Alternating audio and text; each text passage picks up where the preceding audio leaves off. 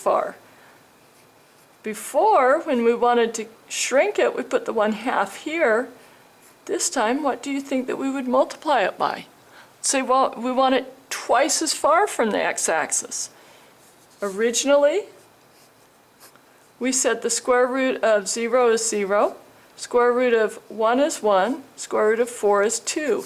This time, we want that changed. We want 1, or 0, can't get twice as far from 0, but we want 1 instead of being 1, we want it to be 2.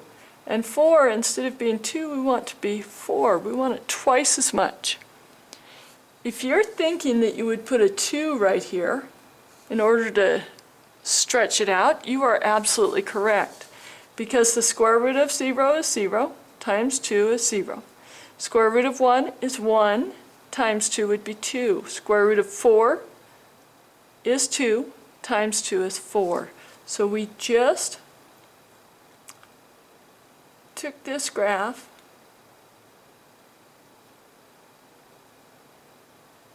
and stretched it away from the x-axis. See the difference there?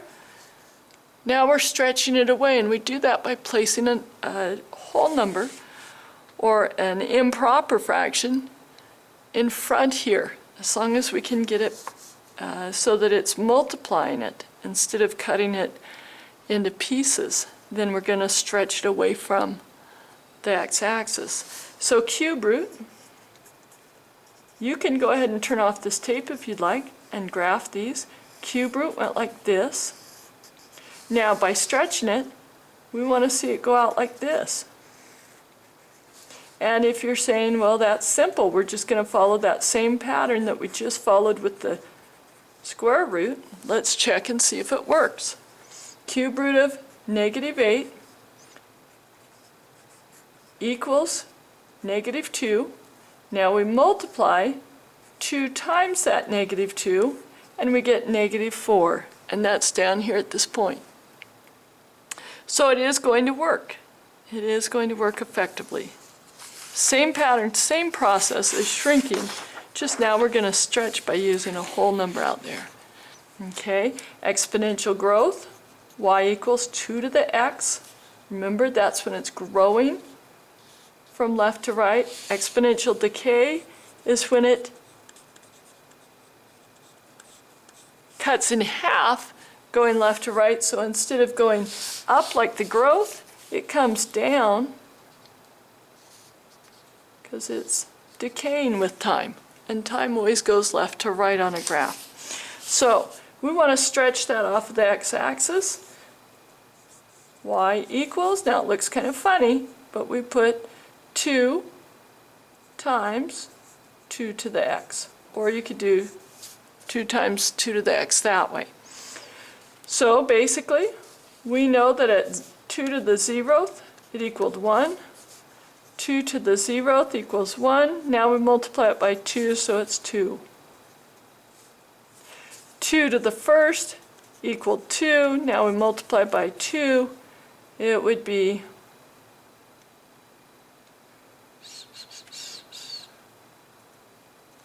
looking about like this. So it stretches up much quicker than this graph did. Now, some of you might say, well, would it be okay to put this in the order that we actually do it, to the x times 2? My answer is no. We want to keep it formatted just like the other functions so that you remember the number in front is your stretching or shrinking factor. Keep the same format. It's kind of like when they design cars and they keep a similar format on our speedometer. When you look at it, you should be able to tell what's happening without looking to see, hey, did they write this backwards? What went on there? So again, y equals 1/2 to the x.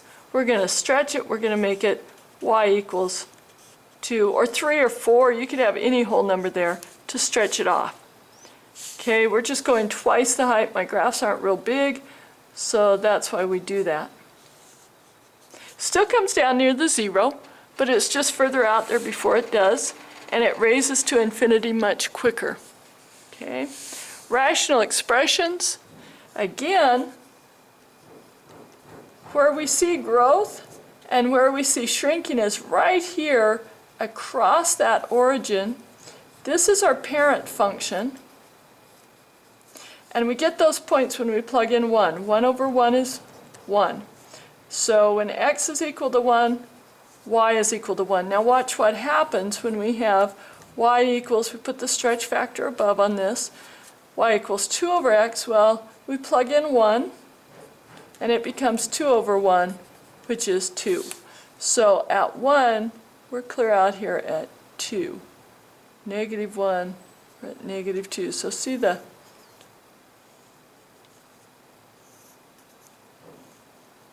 stretch came across that origin. That's how we see the stretch in rational expressions. So now it says identify whether it's a stretch or a shrink and the shape of the graph. This is cube root because of the cube. So it's going this way. What do you say, stretch or shrink? Absolute value, is that less than or equal to 1? Less than or greater than 1? If you said less than 1 and that it's a shrink, you are correct. On this one, exponential decay, in our mind's eye, we should be picturing it going like that. 4.3 means that it's going to stretch because it's greater than 1. Square root, we should have the hook shape in our mind's eye. And 4 over 3 is actually greater than 1. And so we have a stretch. Rational expression here. So this is our wings. Is our a value greater than 1 or less than 1? And remember, you want to look at the absolute value. You could have a negative here and have it reflected, but you would still have a stretch or a shrink. It is a stretch because the absolute value is greater than 1. And here we have exponential growth, and the number in front is greater than 1, so it is a stretch as well. Okay, in your notes, you'll see down here at the bottom of page 9, you have some things to do in class, or you can do them tonight as homework and check with me in class. Make sure to check those with another student or with myself. And again, you're just drawing functions and you're showing the equation with the stretch or the shrink and then showing the graph as well. On the left-hand side, you're just practicing those parent functions. Down here, without graphing, you're going to tell me the transformation. I'll just go ahead and do this first one with you. We have that exponential growth, so we know that it's going like that because it's 2 to the x, so it's a exponential growth function. And the transformation would be that it's going to what? Stretch or shrink? It's going to stretch. And you should write by factor 4.5. That tells me you really know what you're talking about. Now if you look here, this is a shrink by 0.8 and a reflect. That's pretty cool. So what you're going to have is you're going to have that negative out front for the reflect. You're going to have the shrink by 0.8. And now we need to go over here. We see that it's a cube root. So we put cube root in here. And then we remember, oh, that's an S shape. Okay, I like these problems so much, I've just got to stop or else I'd do them all with you. So finish up page 10 and the bottom of page 9 for class tomorrow. Oh, and the top of page 11. Okay, we'll see you in class.